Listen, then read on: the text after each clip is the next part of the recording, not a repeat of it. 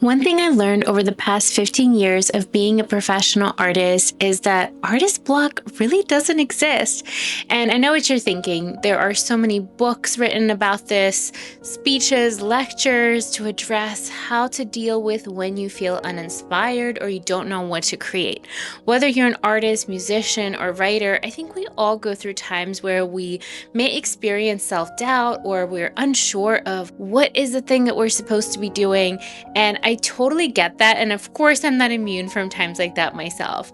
But I want to talk about the reasons behind artist block. And if you're familiar, of course, with Julia Cameron's The Artist's Way, there are so many nuggets of wisdom in that book that address some of these things that we deal with as humans and as creators. Before we jump in, I want to say hello. Thank you so much for being here. My name is Kat. I'm an artist. I'm a certified master coach, and I'm the founder of Create Magazine. And for the past 15 years, I have been committed to being a working artist, and we are in my studio shed here in Delaware.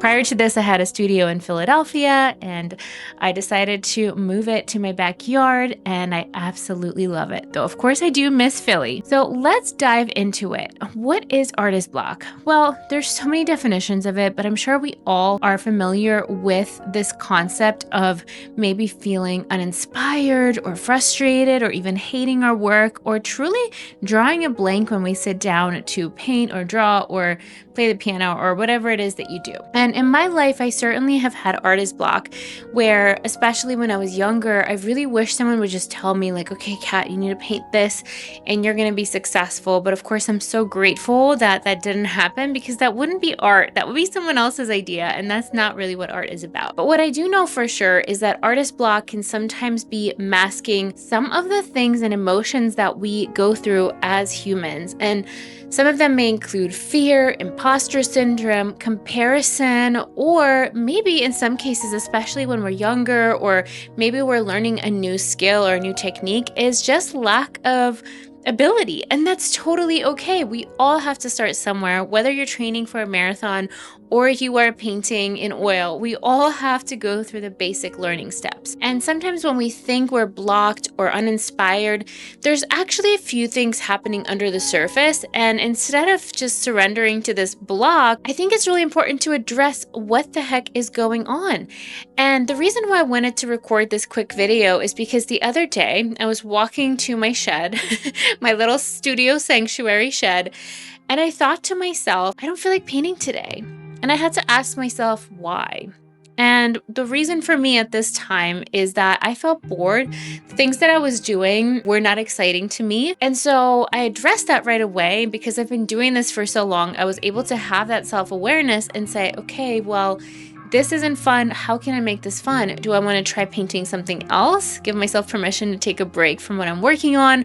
Do I want to try a different subject matter? Do I want to try a different technique? And so that was really kind of the beginning of me observing how this block might have naturally evolved into something more serious where I'm avoiding my studio altogether. And as a disclaimer, of course, breaks are important. Of course, burnout is really real. So that could also be part of it. Maybe you were working overtime for the past few months or years and you just need a break. There is nothing wrong with this. I encourage people to be in tune with themselves enough to know like, okay, I've been painting for my gallery for 6 years, or I've been doing these commissions for clients for the past 6 months, and I just want to do something for me.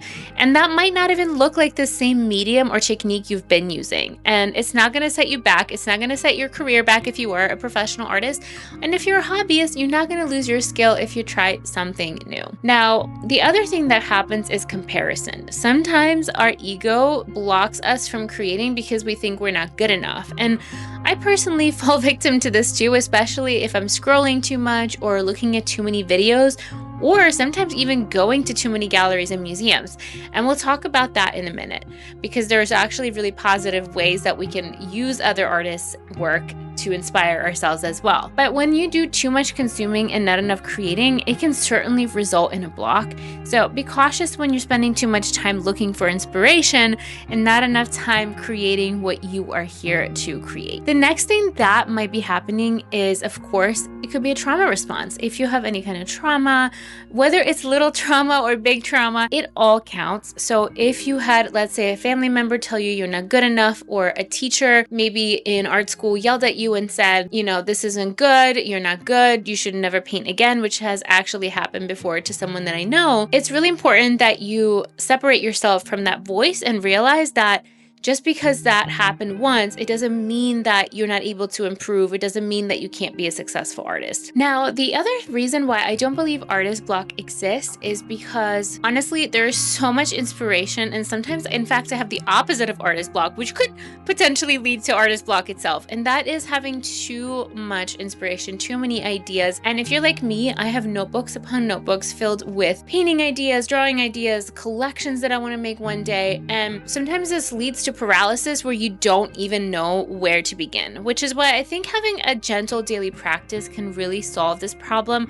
where maybe you doodle a little thumbnail of what you want to paint next, or if you're like me and you work on multiple paintings at a time, maybe you just set a timer and work on something for 30 minutes and then move on and give yourself that space to create from an idea that you actually want to work on. Now, the other thing that can happen is that sometimes we are in isolation too much, and we are so in our head and in our little caves that we forget to step out and look outside, quite literally. For me, I get so many ideas for color palettes when I'm walking my dog and noticing the way that the shadows are. Like, for example, yesterday I walked my dog and there was this bright blue shadow behind a pine tree on the snow. And I thought, oh my gosh, that is such a gorgeous blue. What a brilliant color combination. And I had to kind of take a mental snapshot of it for myself. Or going to a museum, like I mentioned, I've been on this kick where, because it's so crappy outside right now, the winter snow is truly just not letting us do anything. So I've been making myself go to art museums, art exhibitions, and seeing what other artists are working on. Like I mentioned, you don't want to do this to the point where you're not even connecting with yourself, but taking notes on what other artists do well, whether it's a concept they're exploring. For example, my friend Jessica Libor does these fairy tales, both fairy tales that exist and ones that she makes up in her work, which I thought was so brilliant. Artists in museums, we recently went to the Philadelphia Art Museum to see this surrealist exhibition, and there was an artist, Remedios Varo, that I heard about a lot, but I've never actually got a chance to see her work in person. And it blew me away with the amount of detail and intricacy, and also this esoteric, mystical element to it. And I thought, how can I incorporate those elements into my work in my own way? So you don't have to copy anyone. You don't have to, obviously, that would be plagiarism, but you can take elements or concepts from artists, both contemporary and historical, and see how you can explore those things in your work, because there truly isn't anything new under the sun. But I think that when we get inspired by each other and pay homage to each other, it could actually really strengthen our practice, and it makes life so much juicier and more interesting. So when you feel like you're blocked or you don't know what to paint next, I encourage you to just grab a notebook and write down all the things that you could potentially work on instead. And you'll find that you're not short on ideas. No one is. Whether you're painting from observation or creating constructed images, or you're an abstract intuitive painter, I think we all have so much to say. It's just that sometimes we are afraid to say it and we hold ourselves back because we're not good enough, or we're nervous someone might not like it, or we have those old art school voices in our head, or maybe we're just tired. I'm not gonna lie, there are days where I'm super low energy and I don't have the strength to work on a big painting like this 36 by 48, but I do have enough strength to make a doodle in my sketchbook with a pencil. And that doodle might be a seed that I plant for something later on, whether it's a bigger painting, a watercolor study, or just an idea for a series down the line that might not even come to fruition for years to come. I hope this was helpful. Let me know what your thoughts are on artist block. Do you think it's real, or do you think there are so many other factors that we as humans deal with that cause us to avoid going into the studio? And maybe if you are feeling uninspired and you don't feel like making art, maybe try something new. Give yourself permission to play and excite your brain and stimulate your mind with something that you haven't done before that you maybe have been holding yourself back. Thank you so much for watching. If you enjoyed this video, give me a comment and feel free to subscribe. I love sharing my experiences and my studio journey here in my little shed, and I look forward to sharing with you again soon.